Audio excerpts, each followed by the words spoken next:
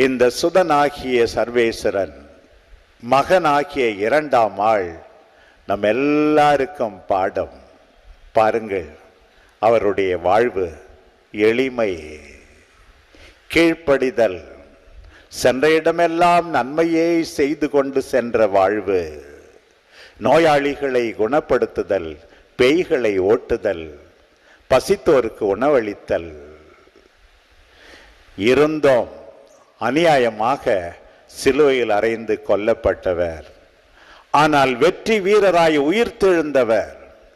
அவருடைய வாழ்வு போதனைகள் நாம் எல்லாருக்கும் பாடம். அவர்தான் நற்செய்தி, அவர் போதித்தவைதான் நற்செய்தி.